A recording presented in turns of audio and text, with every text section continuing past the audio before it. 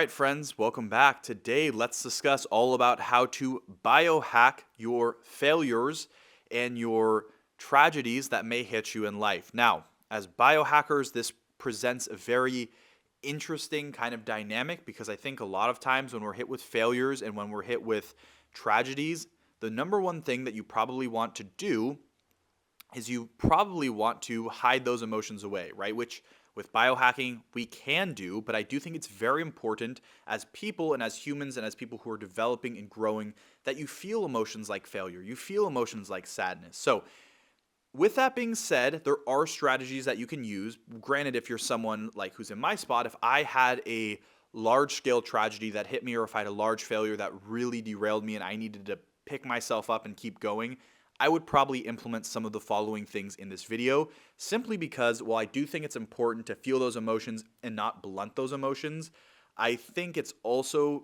very, very important to make sure you don't get stuck, okay?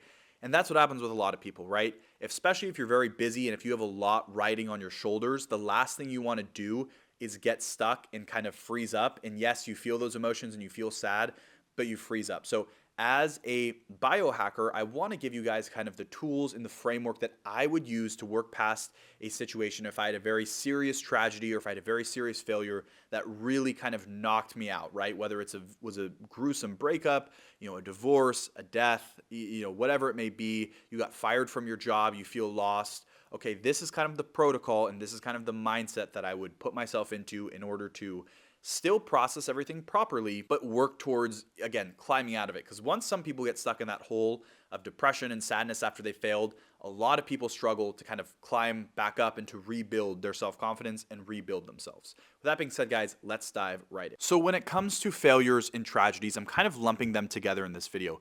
The first thing that I would do is if I was hit with a failure or a tragedy, I would take 1 to 3 days and I would take everything in, right? I would be of a sober mind. I wouldn't take any chemicals, no pharmaceuticals to try to blunt everything. I would be of a very sober mind and I would just sit and I would meditate and I would take everything in.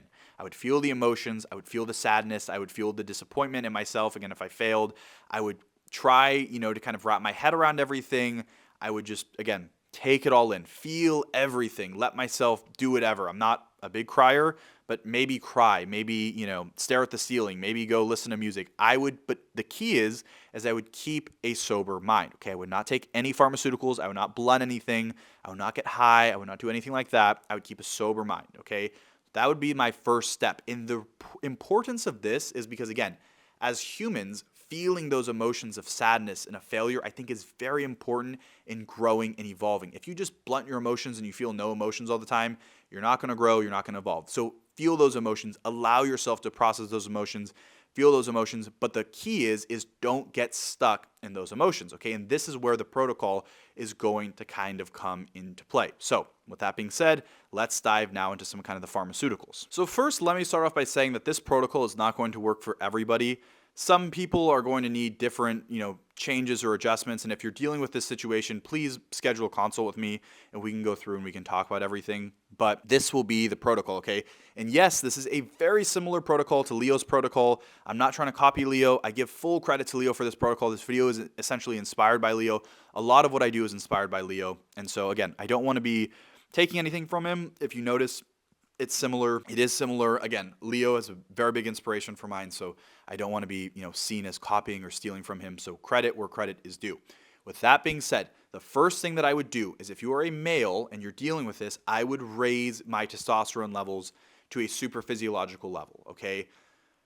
Now, the one group I would say be careful of with this is if you're a guy and you get more anxious on high testosterone, I would not do this, and I would, again, use the other methods.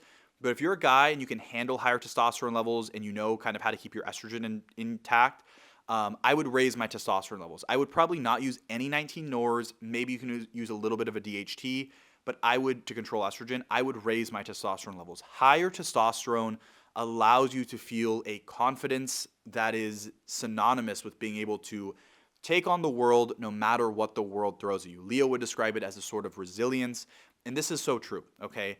And this dosage of testosterone is going to be different for everyone. Again, you don't need 3 grams of testosterone, but I'm talking 5, 600, 700, I think is a good kind of threshold. But this higher level of testosterone is going to allow you to feel that resilience. It's going to give you that confidence that you need to pull yourself out of the hole, okay? Whether it was a failure you had or a tragedy, you're probably feeling.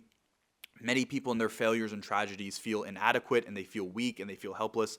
The testosterone is going to allow you to feel strong and allow you to feel in control and like you have that delusional self-confidence to kind of take over the world. So it's very important that you raise your testosterone levels. And I think this is very, very key and very, very crucial. Again, the one group of people that should not do this is if raising testosterone makes you anxious. And the other key with this is to make sure your estrogen doesn't creep up too much. I would keep your estrogen at a low to middle range. Estrogen, when it gets high, tends to make me emotional.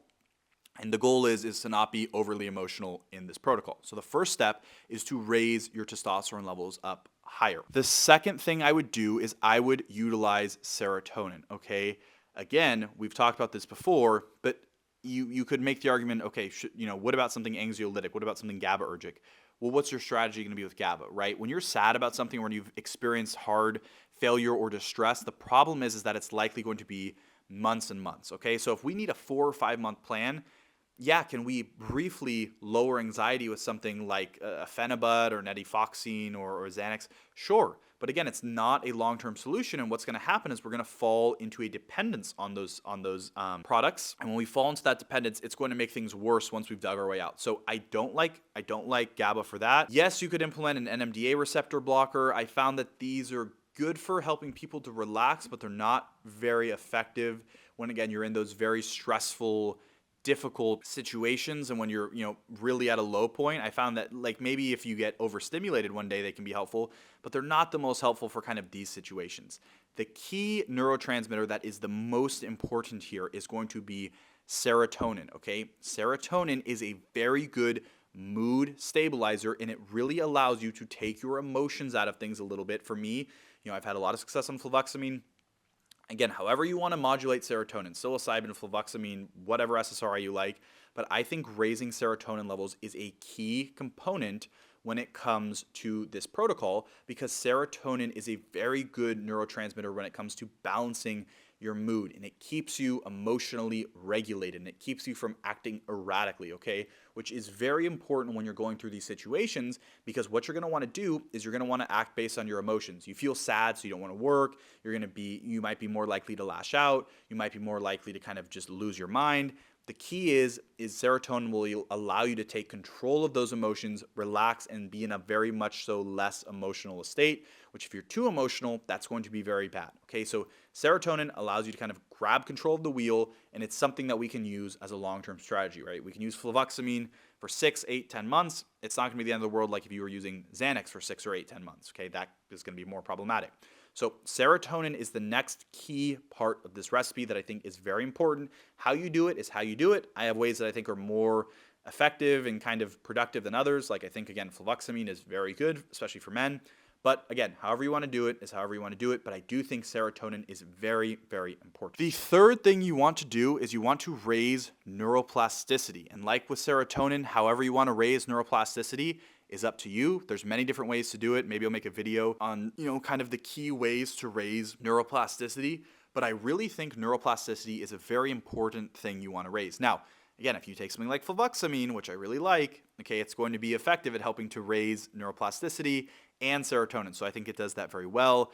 But maybe, you go to a ketamine clinic for neuroplasticity, maybe you want to use something like cerebroliacin. However you want to do it your way. Understand the benefits and the side effects of each. Again, if you're trying to figure out how to do it, you might want to schedule a consult with me. But neuroplasticity is going to be crucial for this because, again, when someone's depressed and when someone's stuck, they're stuck. They can't think of a way to get out of their situation. But the beauty with neuroplasticity when it's raised is it allows your brain to mold around the situation better and it allows you to kind of accept the situation better and work past it. So raising neuroplasticity is a very, very important piece, I think, of this equation.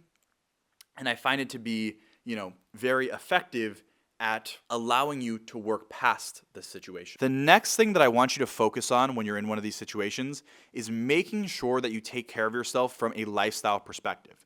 Make sure your sleep is still good, you're surrounding yourself with good people, you're being social still, Make sure that you're still eating good, you're still working out. Again, it doesn't need to be perfect, but again, a lot of people tend to, when they hit these issues, they stop sleeping, they stop eating well, they let themselves just fully collapse, and this is such a mistake. Make sure you keep your diet locked in, make sure you keep a good routine, make sure you keep hanging out with friends, even if maybe you don't want to. Make sure you focus on your sleep and optimizing your sleep. Make sure you focus on controlling your inflammation. You keep your supplement stack in play. Don't let your routine slip just because you've had this happen. It's very imperative that you keep your health and you keep your routine locked in while this is going on. That is going to be crucial in helping to make sure that you stay kind of locked in and kind of, dialed in for this. The final piece of advice of this protocol that I have, and this is not even going to be a compound, that I think is very important and very crucial, is do not become reliant on short-term drugs and short-term solutions, okay? What you're going to find, especially if you're a biohacker, is that there is going to be tons of short-term things that you can use, that you can deploy, that you can implement that are going to be very effective at helping to briefly get rid of your symptoms, right? Whether it's alcohol or even Adderall or whatever it may be, they're going to be great. You're going to be like, wow, I felt so much better tonight. I went out with my friends, I got drunk, and I finally forgot about everything. But again, do not become overly reliant on these things, okay? The most important things, I think, for this protocol is maintain a healthy lifestyle, promote neuroplasticity, raise serotonin, and raise your androgens while keeping estrogen in check. And that is a long-term solution that you can use and kind of deploy and play with, again, in the long run. So there is tons and tons of things that you can do short-term that are very effective. And that's one of the other big issues people fall into is short-term. They think, okay, well, kratom or phenibut or whatever it may be, or alcohol is really good at helping to kind of calm down my symptoms. I'm just going to use that. And again, the reality is, guys, is you don't want to fall into those short-term solutions and short-term fixes. So this is my protocol for helping to biohack to get past tragedy and kind of failure and aggressive in these kind of terrible situations, okay? It's very important, guys. Make sure, again, that you're still sleeping. Make sure that you're still eating good. You're still training.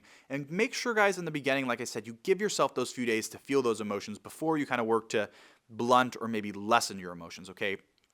I find this protocol to be very, very important and very, very crucial when it comes to kind of, again, working through these situations and allowing yourself to push through. Because the key is once you've pushed through the situation and you're emotionally more so in check with the situation, then you can kind of wean off these and kind of, again, adapt your protocol again. But I hope this was helpful, guys. Make sure to comment, like, and subscribe. If you guys have any other further questions, you can shoot me an email. It's over on my website. Or you can schedule a consult with me, again, on my website, which is linked in my description. My website has literally everything that you guys can need. With that being said, guys, thank you, take care, and have a good one.